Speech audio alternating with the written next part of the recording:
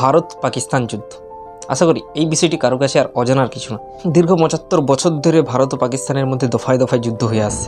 এই ভারত পাকিস্তানের যুদ্ধের শুরুটা হয়েছিল ১৯৪৭ সালে, যেই সম্পর্কে আমি আগের ভিডিওটি আলোচনা করেছি। ভিডিওটির লিঙ্কটি আমি ডেসক্রিপশানে নয় আই বাটনে দিয়ে দেবো। ১৯৪৭ সালে ভারত পাকিস্তানের মধ্যে যখন প্রথম যুদ্ধ সংঘটিত হয়েছিল, তারপরে বিভিন্ন দফায় দফায় আরও অনেক যুদ্ধ সংঘটিত হয়েছে। ১৯৬৫ সালের যুদ্ধ, তারপর ১৯৭১-এর বাংলাদেশের মুক্তিযুদ্ধ, তারপর ১৯৯৯-এর কার্গিল যুদ্ধ, আরও অনেক দফায় দফায় যুদ্ধ হয়েছে। কিন্তু ১৯৪৭ সালের যুদ্ধ বিরতির পর, অর্থাৎ করাচি এগ্রিমেন্টের পর, কেন ১৯৬৫ সালে আবার ভারত পাকিস্তানের মধ্যে কাশ্মীরকে কেন্দ্র করে যুদ্ধ হয়েছিল, সেই সম্পর্কেই এই ভিডিওটি। টপিকে ঢোকার আগে আমার একটা রিকোয়েস্ট আছে। 98% ভিউয়ার্স চ্যানেলটি সাবস্ক্রাইব করেননি। যদি এরকম পজিটিভ কন্টেন্ট দেখতে পছন্দ করো, তাহলে চ্যানেলটি প্লিজ সাবস্ক্রাইব করুন। ভারত পাকিস্তানের এই দীর্ঘ কনফ্লিক্ট নিয়ে এই ভিডিওটার পরে যে ভিডিওটি আসবে, সেটি ১৯৭১ সালে ভারত কিভাবে পাকিস্তানের হাত থেকে বাংলাদেশকে স্বাধীন করেছিল, এই বিষয়ের উপর ভিডিও আসবে। তাই এইরকমই কন্টেন্ট পেতে আমার চ্যানেলটি সাবস্ক্রাইব করুন এবং বেল আইকনটি প্রেস করুন। আর সময় নষ্ট না করে টপিকে আসা যাক।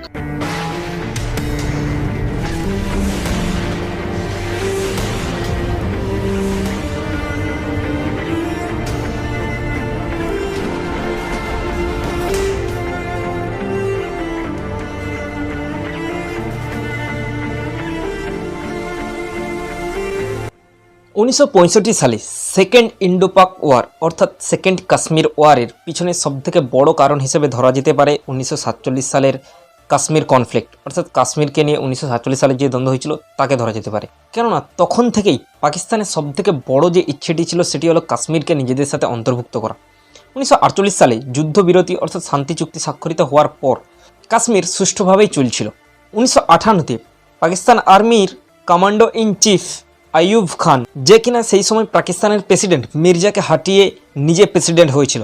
যেহেতু আইয়ুব খান প্রথম থেকে আর্মির সাথে যুক্ত ছিল, তাই তার কাশ্মীরের প্রতি তার একটা আলাদাই ঝোঁক ছিল। এখানে আরেকটা দিকও আছে। আইয়ুব খান তৎকালীন পাকিস্তানের প্রেসিডেন্ট মির্জাকে হাঁটিয়ে যেহেতু প্রেসিডেন্ট হয়েছিল, তাই সাধারণ মানুষ থেকে বিরোধী দলনেতা সবাই ওর বিরুদ্ধে একটা আক্ষেপ ছিল। যার ফলে এই আক্ষেপটাকে দূর করার জন্য আইয়ুব খান কী করেছিল, কাশ্মীর সমস্যাটিকে আবার তুলে আনার চেষ্টা করেছিল নিজের ভাবমূর্তিকে পরিবর্তন করার জন্য। এটাও একটা কারণ হিসেবে ধরা যেতে পারে।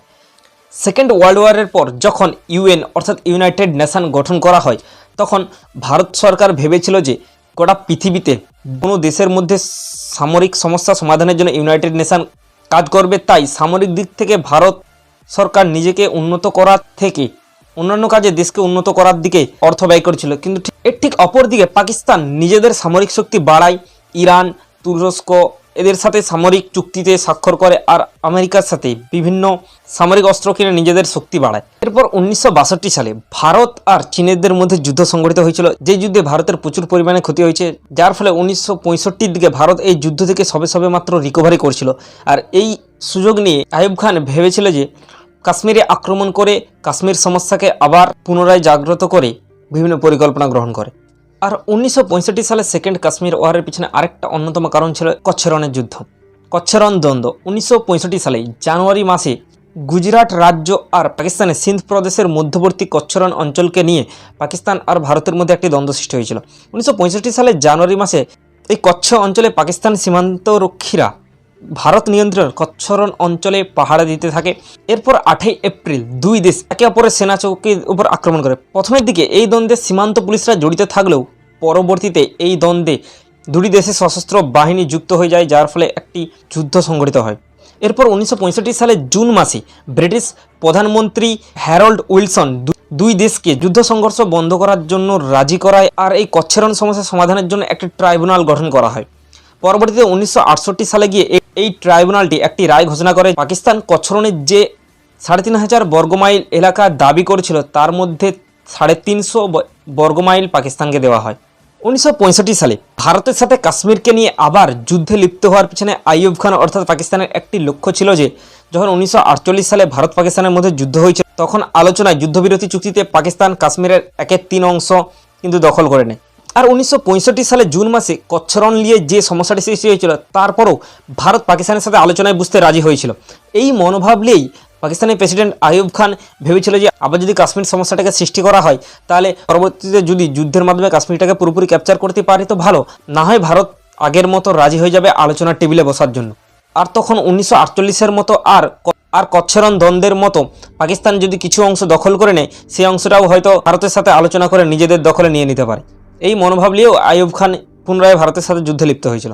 1964 সালে 27 মে জওহরলাল নেহরু প্রধানমন্ত্রী থাকা অবস্থায় মারা যায়, যার ফলে কি হয়, লাল বাহাদুর শাস্ত্রীকে প্রধানমন্ত্রী পদে বসানো হয়।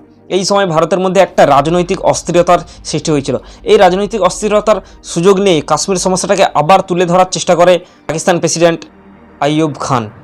আর এর জন্য একটি অপারেশনের প্ল্যান করেন, যাকে অপারেশন জিব্রাল্টার নামে পরিচিত। আর এই অপারেশন জিব্রাল্টার পরিকল্পনা অনুযায়ী প্রায় 30,000-এর মতো বা তার থেকেও বেশি পাকিস্তানি সেনা স্থানীয় মানুষের ছদ্মবেশে ভারত শাসিত জম্মু কাশ্মীরের প্রবেশ করে আর কাশ্মীরের সংখ্যাগরিষ্ঠ মুসলিমদের ভারত সরকারের বিরুদ্ধে উস্কে দিয়ে কাশ্মীর সমস্যাটাকে উস্কে দিতে চেয়েছিল। এই ছদ্মবেশী বাহিনীরা সিজ ফায়ার লাইন, যেটা বর্তমানে লাইন অফ কন্ট্রোল, পেরিয়ে পীরপাঞ্জাল রেঞ্জ পেরিয়ে উরি, গুলমার্গ আর বারামুলা পর্যন্ত বিভিন্ন অংশে ছড়িয়ে পড়েছিল। আর এই ছদ্মবেশীদের লক্ষ্য ছিল যে কাশ্মীরের ভিতর প্রবেশ করে ভারত ও কাশ্মীরের মধ্যে যোগাযোগ ব্যবস্থা, বিভিন্ন টানেল, যাতায়াতের জন্য হাইওয়ে ধ্বংস করে ভারতের সাথে কাশ্মীরের যোগাযোগটা বিচ্ছিন্ন করা। কিন্তু পরে এই অপারেশন জিব্রাল্টার পুরোপুরি ব্যর্থ হয়। এই ব্যর্থতার পিছনে মূলত দুটি কারণ। এক নম্বর হলো কাশ্মীরের মানুষরা এই অনুপ্রবেশকারীদের উস্কানিতে আসেনি, বরং তারা এই অনুপ্রবেশকারীদের চিহ্নিত করে এই অনুপ্রবেশকারীদের কথা ভারতকে জানায়। আর দ্বিতীয়ত, ভারত যেভাবে দ্রুত প্রতিক্রিয়া দিয়েছিল সেটা পাকিস্তান ভেবে উঠতে পারেনি। ভারতও সামরিক অভিযান চালায়, যার ফলে অপারেশন জিব্রাল্টার ব্যর্থ হয়। আর এই অপারেশন জিব্রাল্টার ডিজাইন করার সমসাময়িক সেই সময় আরেকটি অপারেশন ডিজাইন করছিল পাকিস্তানের প্রেসিডেন্ট আইয়ুব খান, সেটি ছিল অপারেশন গ্র্যান্ড স্ল্যাম।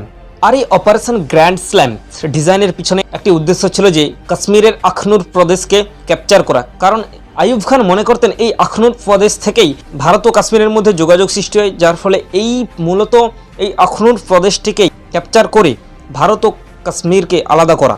কিন্তু এটি পুরোটাই আইয়ুব খানের ভুল ধারণা ছিল, কারণ কাশ্মীরের সাথে ভারতের কানেকশনটা শুধু আখনুর প্রদেশের উপর দিয়ে নয়, বরং ন্যাশনাল হাইওয়ে 1A, যেটা উদমপুর আর রামবানের মধ্যে দিয়ে গেছে, সেটা আইয়ুব খানের জানা ছিল না, যার ফলে অপারেশন গ্র্যান্ড স্ল্যামটাও পরে ব্যর্থ হয়। অপারেশন গ্র্যান্ড স্ল্যাম কার্যকর হওয়ার আগেই অপারেশন গিলবা ব্যর্থ হয়েছিল। ভারত পাকিস্তানের হাজিপির গিরিপথ দখল করেছিল। এরপর 1965 সালে 1 সেপ্টেম্বর গভীর রাতে উন্নত মানের বিমান ব্যবহার করে চম্ব অঞ্চলের প্রচুর পরিমাণে গুলিবর্ষণ করে। আর এই গুলিবর্ষণে ভারতের প্রচুর পরিমাণে সামরিক ক্ষতি হয়। এর পরবর্তী দিনেই পাকিস্তান পাঞ্জাব আর কাশ্মীর প্রদেশে প্রচুর পরিমাণে বিমান হামলা করে। কিন্তু ইতিমধ্যে ভারত কর্তৃক পাকিস্তানের পাঞ্জাব প্রদেশের দিকে আক্রমণের ফলে পাকিস্তান কাশ্মীর থেকে সেনাকে বাধ্য হয় পাঞ্জাব প্রদেশের দিকে ফিরিয়ে আনতে। আর এর ফলে পাকিস্তানের আখনুর প্রদেশটা দখল করতে ব্যর্থ হয়, আর যার জন্য অপারেশন গ্র্যান্ড স্ল্যাম পুরোপুরি ব্যর্থ হয়। পাকিস্তান যখন একের পর এক কাশ্মীর প্রদেশের দিকে সেনাবাহিনীর শক্তি বাড়াচ্ছিল, ঠিক সেই সময় ভারত কৌশলগতভাবে পাকিস্তানের পাঞ্জাব প্রদেশের দিকে অর্থাৎ সমতলের দিকে আক্রমণ শুরু করে, যার ফলে যুদ্ধের মোড়টা পুরোপুরি ঘুরিয়ে যায়। কাশ্মীরের কার্গিল প্রদেশটি ভারতীয় সেনাবাহিনীর নিয়ন্ত্রণে থাকলেও কার্গিলের আশেপাশে বিভিন্ন উচ্চভূমি এবং শ্রীনগরের লেহ সড়ক সেগুলো পাকিস্তানের দখলে ছিল। কিন্তু পরবর্তীতে ভারতীয় সেনা এই অঞ্চল থেকে পাকিস্তানিদের বিতাড়িত করতে সক্ষম হয়। 6 সেপ্টেম্বর 1965 ভারতীয় সেনাবাহিনী র্যাডক্লিফ লাইন অতিক্রম করে আনুষ্ঠানিকভাবে যুদ্ধে জড়িয়ে পড়ে। কৌশলগতভাবে ভারত পাহাড়ি কাশ্মীর উপত্যকাতে যুদ্ধ না করে কাশ্মীরের পশ্চিমে অর্থাৎ পাকিস্তানের পাঞ্জাব প্রদেশের যেগুলো সমভূমি অঞ্চল সেই সব প্রদেশের দিকে যুদ্ধ শুরু করে, যার ফলে ভারতীয় সেনারা লাহোর, যেটি পাকিস্তানের একটি বৃহত্তম শহর, তার বিমানবন্দরের কাছে পর্যন্ত পৌঁছে যায়। কিন্তু অন্যদিকে পাকিস্তান প্রতি আক্রমণে খেমকারান অঞ্চলটি দখল করে নেয়। আর এই যুদ্ধটি এমন একটা পরিস্থিতিতে চলে গিয়েছিল যে কেউই এই যুদ্ধে হার মানছিল না। ভারতীয় সেনাবাহিনী যুদ্ধক্ষেত্রে প্রায় 3000-এর মতো জন নিহত হয়, আর অপরদিকে পাকিস্তানের প্রায় 3800 জনের মতো সৈন্য নিহত হয়। ভারত এই যুদ্ধে চলাকালীন পাকিস্তানের প্রায় 740 বর্গমাইল ক্যাপচার করতে সক্ষম হয়। ঠিক এর অপরদিকে পাকিস্তান ভারতের প্রায় 210 বর্গমাইল ক্যাপচার করতে সক্ষম হয়। কিন্তু এই রিপোর্টটি একটি নিউট্রাল রিপোর্ট। পাকিস্তান ক্লেম করে যে তারা 450 বর্গমাইল ভারতের ভূখণ্ড দখল করতে সক্ষম হয়েছিল।